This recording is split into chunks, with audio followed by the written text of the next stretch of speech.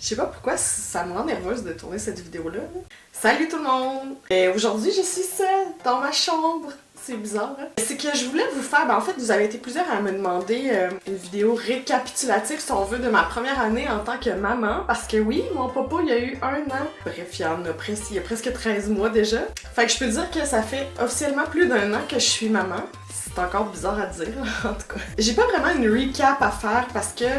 entre autres parce qu'on fait des vlogs à chaque mois, des fois vous le voyez un petit peu. Aussi parce que j'ai choisi de pas vivre ma vie de maman à la caméra. En tout cas, pas tant que ça. Je respecte beaucoup les mères vlogueuses qui sont assez nombreuses ici sur YouTube. Je sais pas comment vous faites, vous avez toute mon admiration. Je suis pas rendue là. Mais par contre, il y a certains... pas des trucs, mais des choses que j'aurais aimé savoir peut-être avant d'avoir des enfants, que je tenais à vous partager aujourd'hui. Il y a des choses plus sérieuses, il y a des trucs aussi plus rigolos, c'est sûr. Donc si ça vous intéresse de savoir ce que j'aurais aimé connaître avant d'être enceinte et d'être maman, restez à l'écoute. Je pense que tu sais pas à quel point les selles de quelqu'un peuvent t'intéresser jusqu'à ce que tu aies un enfant. Je comprenais pas ma mère parce que c'est une grosse joke entre nous. Ma mère, elle nous demande toujours comment vont nos selles. En tout cas, surtout quand on était plus jeunes. Si on était allé à la selle aujourd'hui, blablabla. Puis là, je comprends pourquoi. Parce que quand les intestins vont bien, bébé va bien. Je peux pas croire que je dis ça en vidéo. Une question que je me suis posée à peu près à chaque jour, là, puis que je posais, tu sais, qu'on discutait de ça avec Dou, c'est est-ce qu'il y a chier aujourd'hui? Es-tu en train de chier là en ce moment? C'est-tu juste un pet ça? C'est quoi ces morceaux-là? C'est quoi qui a pas digéré? C'est à quelle couleur aujourd'hui? C'est fait, sont-tu rouges? Ah, je suis pas certaine, mon amour, tu pourrais aller sentir comme s'il y a quelque chose. C'est de la folie, là. On parle que de ça, tous les jours. La question que je me suis posée le plus souvent dans la dernière année, est-ce une crotte ou un pet? Oui, j'ai dit ça en vidéo. Il y a aussi un truc que j'ai tenu tout le long de ma grossesse, mais juste à la fin de ma grossesse, là, juste avant d'accoucher, j'ai succombé, c'est de pas acheter de gadgets qui sont censés simplifier ta vie de maman. Mon expérience personnelle, c'est avec le 4Moms, le Mamaroo, je sais pas trop, le machin qui berce ton bébé, que ça a donc l'air merveilleux quand ça fonctionne. Le petit bébé se berce tout seul, la mère elle peut boire son café. Non, c'est ça. Pour moi, c'était seulement 400$ comme ça. Ciao bye! Parce que mon bébé, il y en avait rien à cirer du Mamaroo. Il voulait pas être là-dedans. Il voulait juste soit être sur nous, soit explorer. Il y avait aucune façon qu'on le tienne assis là-dedans. Fait que tout ce que ça a fait, c'est simplifier mon compte en banque, on va dire. Des machins comme des chauffe-lingettes, là. Je sais pas, pense-y 2 secondes, là. Ton bébé, là, il passe la journée dans sa couche. Ça se peut qu'il ait envie d'un peu de fraîcheur quand tu changes ça, là. Je dis ça de même. Aussi, quand t'apprends que t'es enceinte, j'ai essayé de dire quand tu tombes enceinte, parce que tu tombes pas, là, je sais en tout cas. Quand t'apprends que t'es enceinte, souvent le premier truc auquel tu penses, peut-être après, genre, oh, je suis contente, c'est, oh, mon Dieu, faut faire la chambre de bébé. Pis, la chambre de bébé, là, je veux pas péter ta bulle, mais c'est vraiment pas urgent. Il y a des grosses chances que bébé dorme dans son Moïse avec vous, là, dans votre chambre pendant des mois, ou encore dans votre lit si vous choisissez de faire du cododo. La chambre de bébé, là, à part changer ses couches, ça se peut qu'il se passe pas grand-chose là-dedans. Il y a une grosse arnaque dans le monde des nouvelles mamans, c'est la literie pour bébé. Parce que, newsflash, tu peux pas utiliser de douillettes et de coussins avec un bébé. C'est dangereux, c'est Santé Canada interdit. Pas interdit ça, mais tu peux pas faire ça. C'est dangereux. Fait que, pourquoi ils vendent ça? Je sais pas. Tout ce que ça sert une nouillette de bébé, là, c'est accroché sur la paroi, la bassinette. Puis là, ben, quand tu le couches dedans, tu l'enlèves, tu le mets sur peut-être ta chaise berçante. Puis là, quand tu vas le bercer, tu l'enlèves, tu le remets sur le lit. Puis là, ben, tu le recouches, ben, tu l'enlèves. Ouais, ça, c'est à ça que ça sert. Un truc très important, c'est que tout va te prendre le double de temps. C'est comme une loi non écrite. Avec un bébé, tout prend le double de temps. Si tu pensais être prête dans 10 minutes, tu sais, genre, tu parles avec une amie, bon oui, on va prendre un café, ok, je suis prête dans 10 minutes. Non, tu vas être prête dans au moins 20 si c'est pas 30. Parce que bien sûr que bébé, au moment de sortir, un coup, tu vas lui avoir mis son habit de neige, sa tuque, peut-être ses bottes, il va décider qu'il te lâche un gros paquet. Ou encore, tu vas lui avoir mis son beau petit kit là, pour sortir, pis là, ben il va vomir dessus. Maintenant, t'es averti, prévois-le d'avance, au moins le double de temps de ce que tu crois. Quelque chose par rapport au couple, si tu es en couple pour avoir un bébé, parce que je sais qu'il y a toutes sortes de familles, puis moi je peux juste parler de mon expérience personnelle, c'est-à-dire, je suis en couple avec un homme, comme c'est vraiment le grand amour de ma vie, ce gars-là. J'ai pas grand-chose à lui reprocher, là. Genre, jamais, là. C'est un homme merveilleux. Ça fait plus de 10 ans, 11 ans, 12 ans, je sais pas, que je vis une grande histoire d'amour avec lui. Mais bébé, là... ouais.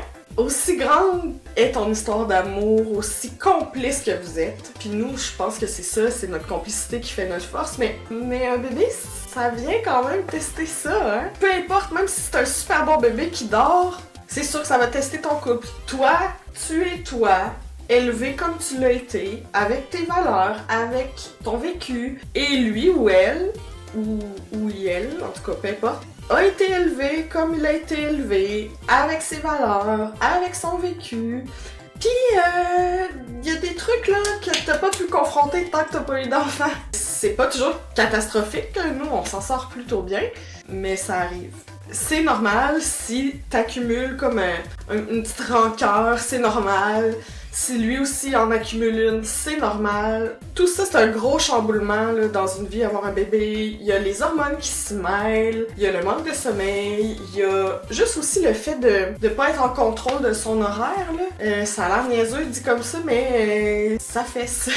La meilleure façon de s'en sortir indemne, ou en tout cas de s'en sortir grandi, je veux dire ça comme ça, ben c'est de parler. Parler tout le temps, de pas accumuler, de choisir ses mots quand on se parle. C'est un travail! Si t'as genre une miette de doute sur votre complicité ou sur l'égalité, la répartition des tâches, là, ben moi mon conseil c'est de pas le faire avec cette personne-là. Mais tu fais ce que tu veux, c'est ta vie. C'est possible, en tout cas moi ça a été mon cas, qu'en congé de maternité, tu vives des émotions complètement opposées, des fois dans la même journée, des fois dans la même heure, sans pour autant être folle. Tu peux te sentir tellement seule, tellement isolée, à faire des gaga gougou. Tu te sens comme pas sur le même horaire que tout le monde, mais en même temps t'es jamais complètement seule, fait que ça se peut que ça te manque aussi. Ça a été, je pense, le truc que j'ai trouvé le plus difficile. Je me suis rendu compte que je suis quelqu'un de solitaire. Je savais déjà un peu, mais je savais pas à quel point. Puis j'ai besoin de temps seul. C'est pas vrai que quand t'es en congé de maternité, que t'en as du temps seul. T'en as jamais. Aller aux toilettes seul, rarement possible. Prendre sa douche, des fois, impossible. C'est le fun parce que t'as genre un petit paquet d'amour tout le temps, mais ça se peut que ça soit difficile pis t'es pas de mauvaise mère pour autant, là. Vraiment pas. Pis c'est important que tu combles ce besoin-là pour rester une bonne mère. Bon. Parlant de la douche, il y a des jours là que tu réussiras pas à en prendre. C'est pas grave. Mais si ça affecte beaucoup ton moral, je veux juste te rappeler tes options. La première, que j'aimais beaucoup appliquer, c'était prendre un bain avec bébé. Ok, c'est pas une grande douche, là, tu fais pas le grand ménage parce que, évidemment, tu peux difficilement te laver avec un bébé, mais au moins ça te rafraîchit un peu. Souvent les bébés adorent ça, le bain, puis ça te donne du temps de qualité avec ton bébé. C'est le fun, tu joues un peu. Le temps passe aussi parce que des fois ces journées-là, t'as juste le goût que ton chum arrive, puis ben ça vous occupe pendant un petit bout. Tu prends le temps de masser ton bébé dans le bain. Ça, vraiment, ça désamorçait. Bref, ça me mettait de bonne humeur. T'as aussi l'option d'apporter sa chaise dans la salle de bain. Pour moi, c'était pas possible parce que bébé voulait jamais rester assis dans une chaise à nous voir faire de quoi. Il voulait toujours prendre part au fun. Ouais, ça, c'est vraiment son petit caractère. Je l'aime beaucoup. Mais si toi, t'as un bébé qui le permet, fais-le. regarde, tu te fais couler un bain, la chaise de bébé à côté, tu le mets là, tu le fais vibrer si t'as une chaise vibrante. C'est merveilleux, tout le monde est heureux, puis tout le monde est propre. En dernier cas, là, genre dans un cas de bébé qui fait des dents puis qui veut juste être collé tout le temps sur toi, le porte-bébé, tu l'installes, tu le mets dans le porte-bébé puis tu te laves à débarbouillette. Ça a l'air niaiseux, mais quand on est au cœur de ces journées-là, des fois on est comme je voudrais qu'il dorme parce que je vais aller me laver, puis on perd un peu des repères là. Plus tu forces pour qu'il dorme, probablement que moins il va vouloir dormir, fait que essaie juste de faire avec.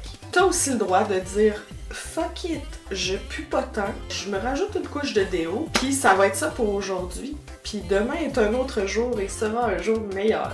Ouais, ça je me l'ai dit souvent là. Il y a une satisfaction que tu peux pas connaître tant que tu t'es pas occupé d'un bébé un peu enrhumé. C'est celle d'aspirer le mucus du nez de ton bébé. J'en parle trop de ça. Mon Dieu que c'est satisfaisant. Puis là, après, tu te sens comme un bon parent. T'es comme, oui, je l'ai aidé à mieux respirer. Oui, ma vie va dans le bon sens. Bon, j'exagère pratiquement pas, c'est vraiment comme ça, je me sens. Juste un petit truc pratique aussi quand t'es avec un bébé enrhumé. Avant de le coucher, enlève-lui sa suce. Ça a de l'air niaiseux de même, ou ça a l'air peut-être évident. Un bébé qui essaie de s'endormir, qui a le nez congestionné et qui prend sa suce, qu'est-ce que ça fait? Ça s'étouffe, puis ça cherche son air, bien sûr. Fait que c'est juste un petit truc pratico-pratique, là. Il y a un truc que j'ai découvert dans la deuxième partie de mon congé de maternité. Quand t'es enceinte, tout le monde te prépare mentalement, premièrement, à ton accouchement, qui est un grand jour de ta vie, évidemment. Puis aussi comme à l'arrivée de bébé, là, genre les premiers jours, les premières semaines. Mais peu de gens te parlent de quand ils commencent à être plus au courant des alentours. Tu sais, pour moi, là, les premiers 3 mois, c'était comme un grand cocooning, là, une grande période de cocooning. Je sais pas, on était dans la maison, il dormait tout le temps, là. J'allaitais aussi, donc on était tout le temps collés, c'était l'hiver. C'est vraiment une belle période. De 3 à 6 mois, j'ai vraiment adoré ça aussi, là. Il était plus éveillé. C'est dans cette période-là qu'on a voyagé aussi.